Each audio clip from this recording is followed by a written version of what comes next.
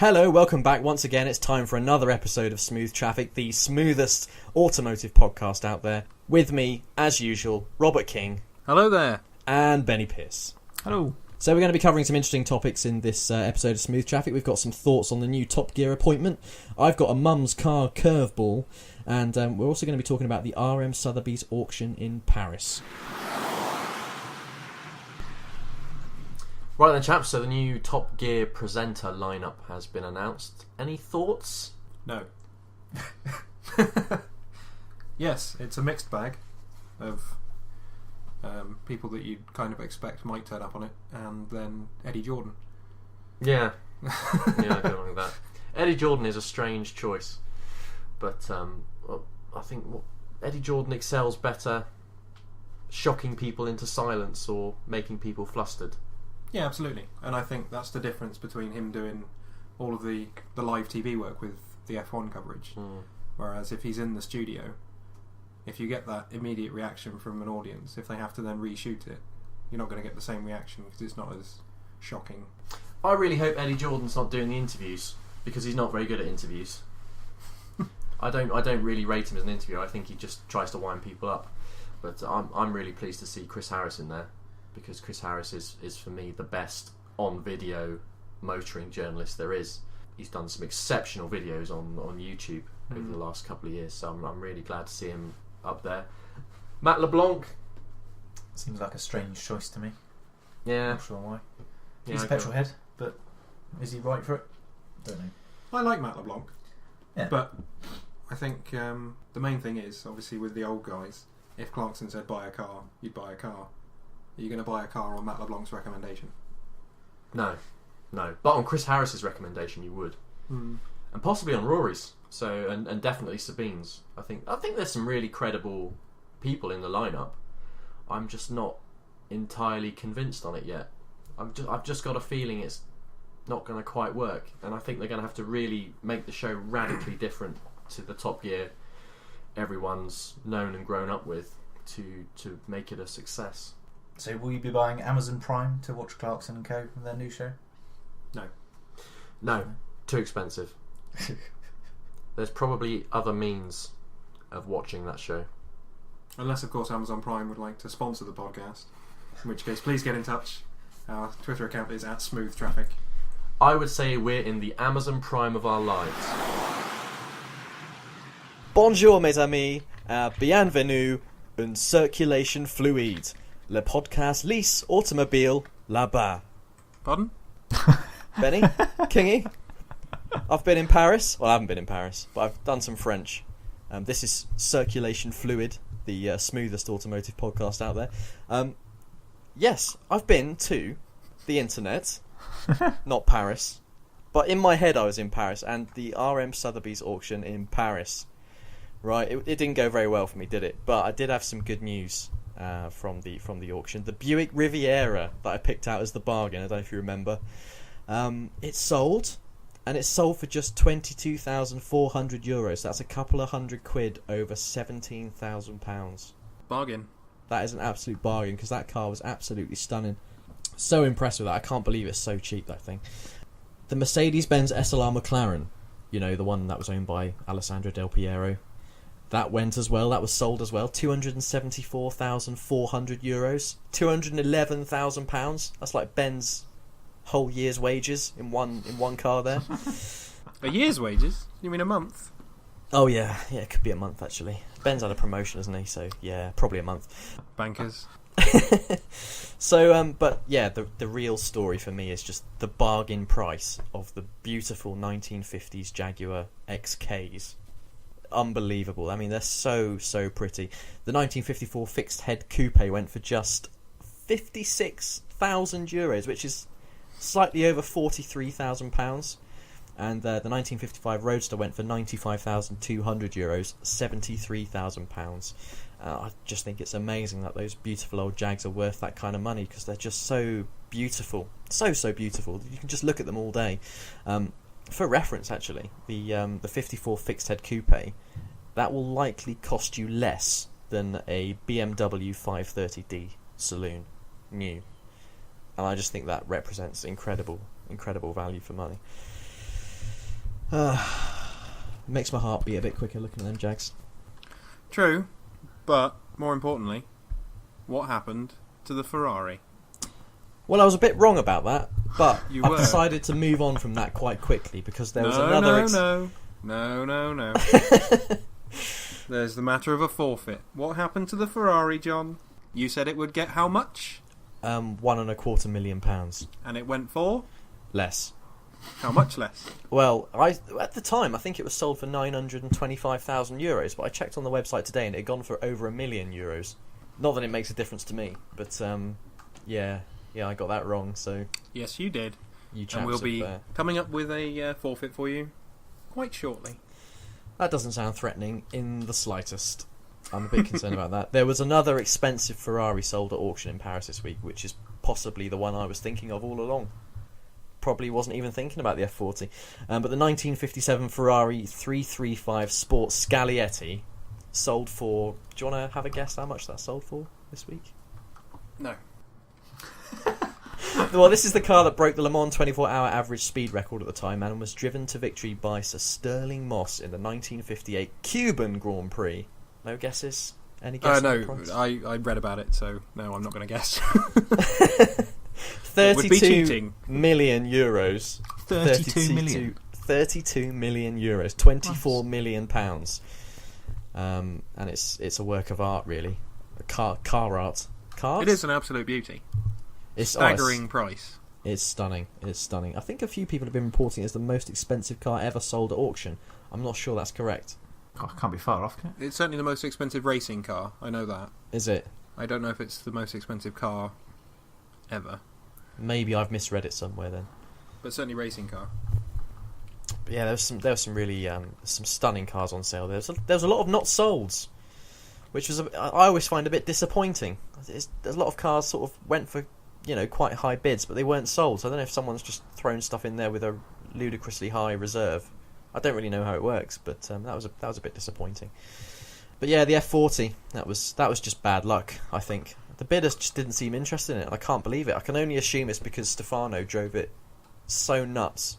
He must have taken a few 100,000 off the value of it, possibly. Hopefully, that's the only thing I can think of. So you're blaming the deceased former owner of the car for you having to face a forfeit? That's really classy, John. Really classy. Well, no, I wouldn't say that is exactly what I was doing, but maybe, yes. Well, it's time again for another round of Deadliest Boot Spaces. Just 6 litres of water can kill you if you drink it. So, with that in mind, just how dangerous are the boot spaces of a Ferrari FF and a Nissan Juke Nismo? Which one is more dangerous with regards to drinking the boot space? Ferrari FF or Nissan Juke Nismo? What do you think, lads? The Ferrari FF Ferrari FF. Yes, indeed. The only 4-wheel drive Ferrari. against a Nissan Juke. I've got absolutely no idea. I can't. My brain can't even think how to compare the two. Well, this Which is a is tricky ridiculous. I like to think that Ferraris aren't built for practicality, and they'd be more fun, so there'd be less space in the boot, maybe. one. Possibly. That's the best I've got to go on. It's a little bit of logic from Ben. Yeah, I do like that logic. Because where else are you buying a Nissan if it's not for a practical, sensible car? But all I'm thinking is, why would John compare a Nissan to a Ferrari? It's got to be close. And the Duke's got that stupid sort of pointy-in backside, hasn't it? So does it have as much space as you maybe think it does automatically? You're basically suggesting you might have thrown in a curveball. Me, curveball. Or rather, a slightly wonky-arsed ball. I'm going to go Ferrari on that basis. I think... Yeah, I just think that the shape of the boot isn't going to be conducive to the Duke being a very threatening vehicle to my life.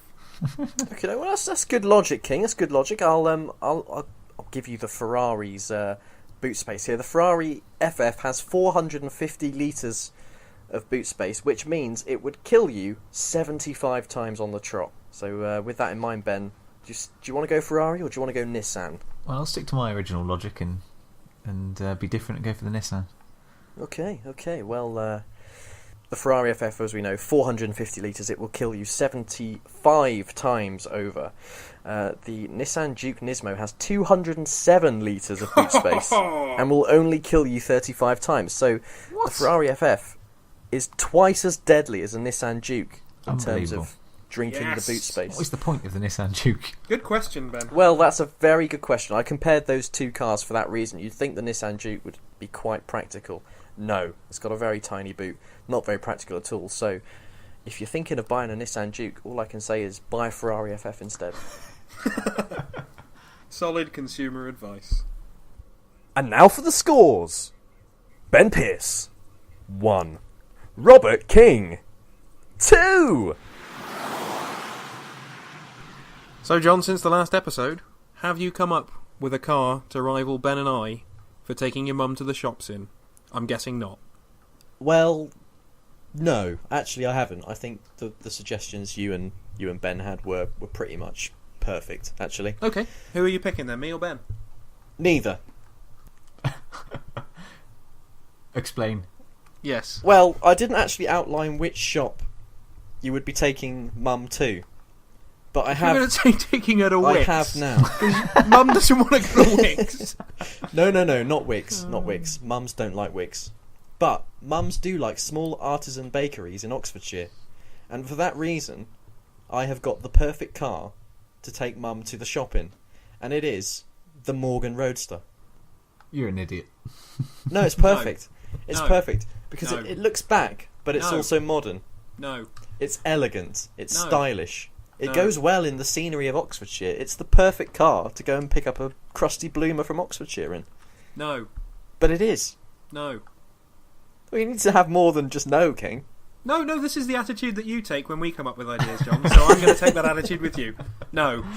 You're wrong. But I have... You don't win. Ben and I will take a joint victory on this one.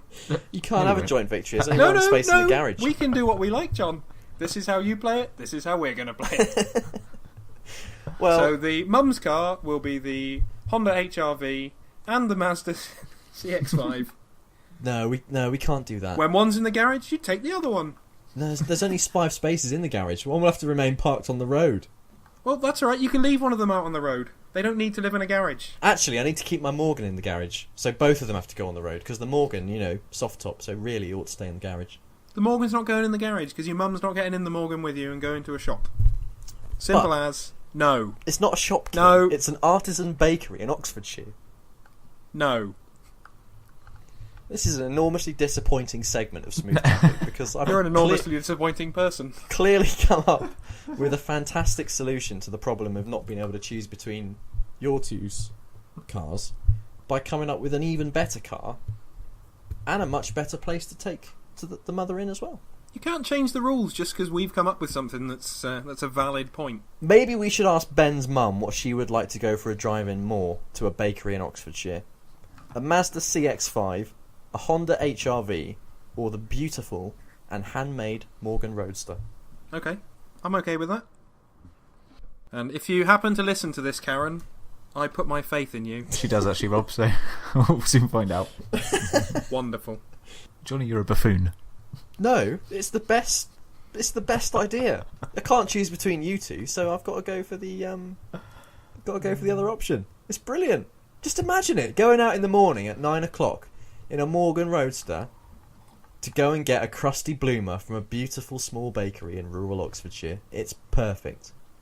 We'll see. Ben, I'll leave that with you to speak to your delightful mother, who I hope is extremely well at the moment. And I'm confident that she will make the right decision, i.e. not pick John's. There's 20 quid in this for you, Karen. Right, I've got some Italian car news, the best kind of car news. But actually, this is bad news. All the saucy Maseratis are on hold. All of them. Alfieri, that's on hold. New Gran Turismos, they're on hold. And it's all because Maserati are focusing entirely on getting the Levante SUV out. And production on that is now imminent, apparently. But that means that the Alfieri, in particular, is probably now not expected until earliest of 2018. Isn't that quite sad? This is sad news. It is sad news because Maserati are famous for building wonderful, sexy, beautiful cars, and now they're building an SUV, and the rest of that has all been put on hold. So basically, Maserati have put their entire history on hold to build an SUV. Not impressed. Shocking. Yeah, no, I quite like the look of the Alfieri, so that is quite sad news, really. That is sad news. So is this part of a wider epidemic within Fiat Chrysler Group? Because obviously Alfa have advised us of delays on their sort of 3-year plan. Some of their vehicles won't be released until 2020 now. Do you think this is part of a wider issue? I think the biggest issue is that SUVs have become the most popular type of car in Europe for the first time. The only thing anyone wants to buy in Europe is an SUV. That's the only thing they care about. So Maserati have had to purely focus on the SUV basically to survive. If there's any car manufacturers out there who are not building an SUV at the moment, they're probably going to be in deep brown stuff within the next few years, because that's literally all that anyone wants to buy. Even Rolls-Royce are getting involved in it. Rolls-Royce don't want you to call it an SUV, which is why every time I'm going to talk about it in the future, I'm going to call it an SUV. Because since when do Rolls-Royce dictate what we call their cars? No, it's an SUV. Rolls-Royce are building an SUV. Everyone is building an SUV. Skoda's got an SUV concept. I think that's going to be shown at Geneva soon. So it's just a complete epidemic now, SUVs. And it's a shame that a company like Maserati has to put everything on hold just for that reason. Actually, on the subject of SUVs, the Lamborghini Urus King that you want to take to Wix, yeah, that's due to go into production soon. It's expected to double total annual Lamborghini production. Really? Yes. So 500 new jobs are going to be created just by the Urus before the 2018 launch of that car. So that's how important SUVs are to the market now. Can double Lamborghini's output. Think how many more jobs it'll create in the sector that Wix are based in as well. You know, DIY. How many more stores will they have to open to get all those Uruses? Urusi?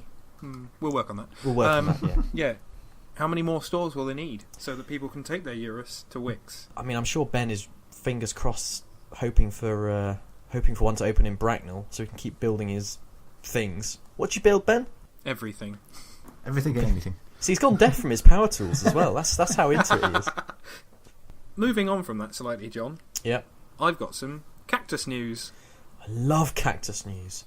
Because, you know, that's... Well, it's not really an SUV, but it's kind of a crossover type thing, so I thought it kind of fits in here. I say news. It's actually a case that I think I finally figured out what the cactus is for. Okay. I'm curious. Because the other day, I saw one driving along as they do, and there was a big sign on the side of the car, and it suddenly hit me that this is exactly what those pads are for on the sides. The front Oh and back. no, I know where this is going. Yes, that's right. Oh no. Driving school! Yeah, it's a driving school car. Bloody hell. Perfect. So, yeah, I think Yeah. I'm okay with it now. Now that I know what the purpose of the cactus is, for new drivers to crash into things. It's basically a bumper car, isn't it? So yeah, I'm on board with the cactus now, John. Congratulations. Well, I mean, I'm glad you're on board with it because it is one of the greatest cars ever made last year. So I'm a huge fan. I mean, I'm still not on board with the way it looks, but now that I know it has a purpose in life, I can accept it as a vehicle, and I can move on from that. So I don't know if you guys noticed recently, but Jari-Matti Latvala recently ran over a spectator in the Rally Monte Carlo, and he's been banned for it. And I think that's extraordinarily harsh because... It's disgraceful is what it is. Yeah, I'm not convinced he knew he was there. No. I've watched the video a couple of times, because obviously we were talking about this shortly after it happened.